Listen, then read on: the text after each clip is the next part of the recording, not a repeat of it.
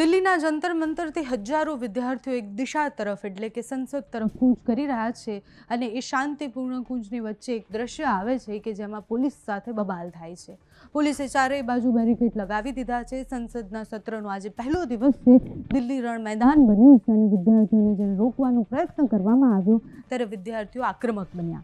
એ બબાલના દ્રશ્ય સામે આવ્યા છે કે જેમાં વિદ્યાર્થી અને પોલીસ વચ્ચે બબાલ થઈ રહી છે। એના સિવાય દીપકે પણ કહી રહ્યા છે કે અમને કોઈ જ નહીં રોકી શકે। એટલે હજારો વિદ્યાર્થીઓ જ્યારે એક સાથે એક દિશા તરફ જતા હોય છે એના ડ્રોન ફૂટેજ પણ આવ્યા છે જેમાં દેખાય છે કે દિલ્હીના રસ્તા પર આજે કેટલી ભીડ થઈ છે। ગઈકાલ રાતથી જ મોટાભાગના દેશભરમાંથી જેને પણ સમર્થન માટે આવવાનું હતું એ બધા જ યુવાનો ત્યાં ભેગા થઈ ગયા હતા। રસ્તા અને ફૂટપાથ પર સૂતા હતા અને વહેલી સવારથી એ પ્રોટેસ્ટ એ આંદોલન જે છે એની શરૂઆત થઈ ગઈ હતી। સંસદ સુધી પહોંચવાની વાત છે। સંસદ સુધી પહોંચી શકે છે કે કેમ એ મોટો પ્રશ્ન છે।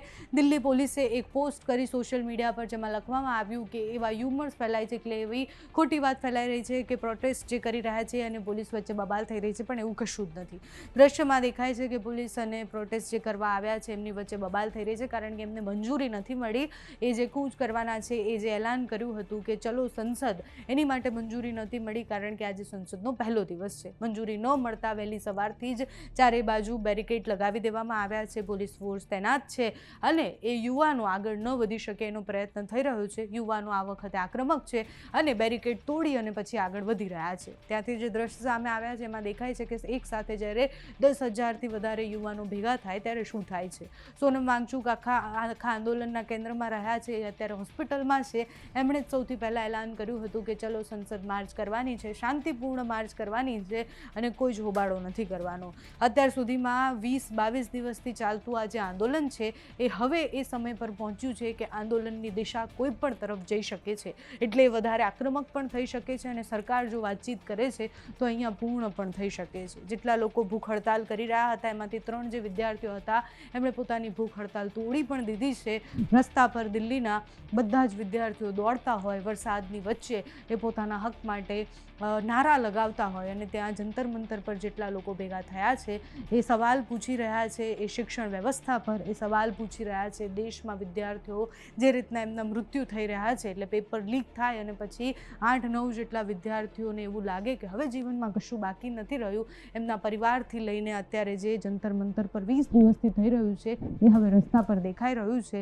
બધા જ વિદ્યાર્થીઓ આક્રમક બન્યા છે, બેરિકેડ તોડી અને સંસદ તરફ જવાનો પ્રયત્ન કરી રહ્યા છે। આગળ જે પણ સમાચાર હશે, માહિતી હશે તમારા સુધી પહોંચાડતા રહીશું। અત્યારે ત્યાંથી જે દ્રશ્ય સામે આવ્યા છે દીપકેથી લઈને સીજેપીના જેટલા નેતાઓ જે છે જે કહી રહ્યા છે તે સાંભળો। भारत के इतिहास का सबसे बड़ा मार्च होने जाने वाला है, सबसे बड़ा मार्च होने जाने वाला है। जो पिछले 10-12 साल से इस देश में डेमोक्रेसी को खत्म करने की कोशिश की जा रही थी, जंतर मंतर पर आपने 1 महीना बैठकर डेमोक्रेसी को फिर से जिंदा कर दिया है। पूरे देश भर से लोग आ रहे, पूरी दिल्ली कॉकरोचेस से भर चुकी है। जब मैं यूएसए में था तब ये लोग मुझे बोलते थे रास्ते पर कोई नहीं आएगा, ये बस सोशल मीडिया ट्रेंड बनकर रह जाएगा। आज दिखा दो जंतर मंतर की तरफ जो सारे चारों रास्ते आ रहे, चारों रास्ते भर चुके हैं। दोस्तों, पहले तो आप सबका बहुत बहुत धन्यवाद, a big thank you and a very big love you to all। जो कोई नहीं कर पाया वो हम लोगों ने करके दिखाया है। आखिरी बार कब इस देश में इतना बड़ा प्रोटेस्ट हुआ था? ये हमारी जीत है, ये हमारी पहली जीत है कि हम यहाँ पर 1 महीना बैठे और आज हमारा मार्च होने जाने वाला है। और कल तक जो लोग कह रहे थे कि परमिशन नहीं होगी, परमिशन नहीं होगी, वो आज मुझे कह रहे बताइए कहाँ से जाओगे।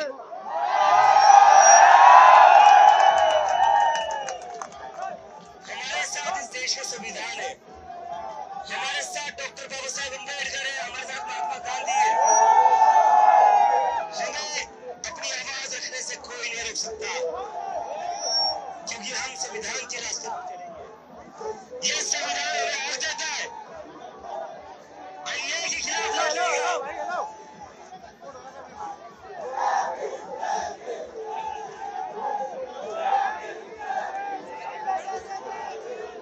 एक चीज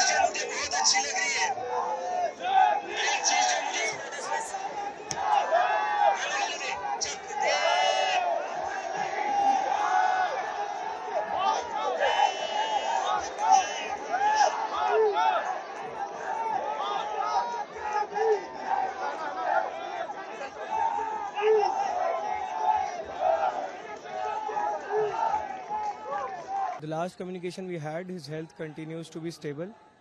His health continues to be stable, and we are yet to see any medical reports.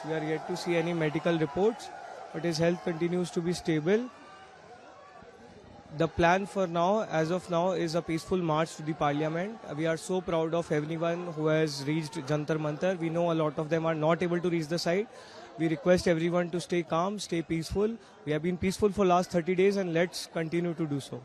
The police is trying to open a communication channel with the government, and as soon as there is some finalization, we'll let you know. Sonamji, so far he is stable and he is continuing his hunger strike. And he has sent his very best for the young protesters of this country who have finally awakened to this very difficult, very dead system that does not listen to them at all.